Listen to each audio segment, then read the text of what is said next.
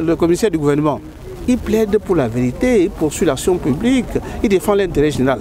Mais nous autres, les avocats, nous sommes des professionnels privés. Nous défendons des individus. L'affaire Martinez-Zogo se poursuit dans les bonnes conditions au tribunal militaire de Yaoundé. Le journaliste avait été assassiné il y a plus d'1 an par des individus non encore identifiés. Après enquête préliminaire tout de même, 17 personnes avaient été inculpées pour les faits entre autres de torture et assassinat, en coaction et en complicité. Déjà plusieurs audiences et celle de ce 30 septembre 2024 étaient consacrées à la présentation des irrégularités qui ont été observées depuis le début de cette procédure. Le tribunal et les avocats avaient déjà convenu d'une audience consacrée aux exceptions. Nous avons soulevé ces exceptions parce qu'il fallait qu'on puisse évoluer. Et après ces exceptions, le commissaire du gouvernement qui a sollicité un renvoi pour donner sa réplique relativement à ces exceptions qui ont été soulevées, nous allons donc proprement entrer dans les faits. Pour la défense, cette étape était importante pour la suite de l'affaire. Bien évidemment, nous avons estimé que la procédure a été entachée de beaucoup d'irrégularités. Et vous savez que le fond n'est rien sans la forme. Il faut commencer par vérifier que l'enquête, l'information judiciaire, tout cela s'est passé selon les prescriptions légales. De nombreuses exceptions soulevées, dont certaines qui devraient être ignorées à cause du régime de flagrance que cette affaire impose à la procédure. Non, soutient la défense. La loi est très claire. Flagrance ou pas, quand vous perquisitionnez chez un citoyen, vous allez dû nous notifier, n'est-ce pas, le titre en vertu duquel vous venez chez lui perquisitionner.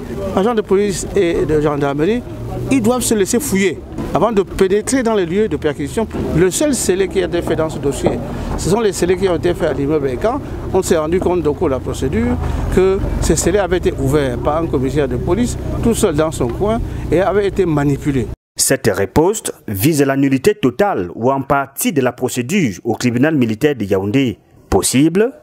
Lorsqu'on a commencé par le faux, il y a un principe de droit qui dit que tout ce qui suit après est faux. Par conséquent, si le juge suit ou rend une décision favorable à notre demande, il y a une bonne partie de la procédure qui pourrait être annulée, quitte aux autorités chargées de reprendre parce qu'elles sont encore dans les délais.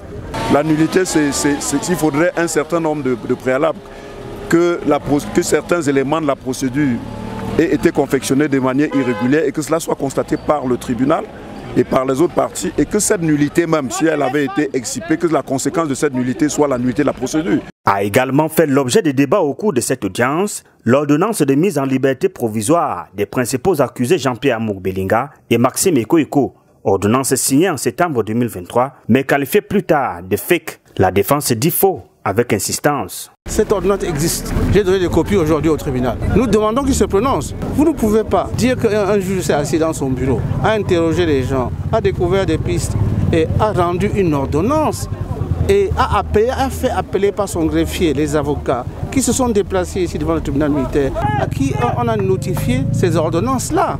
L'audience a été renvoyée au 21 octobre 2024 pour examen de ces différentes exceptions.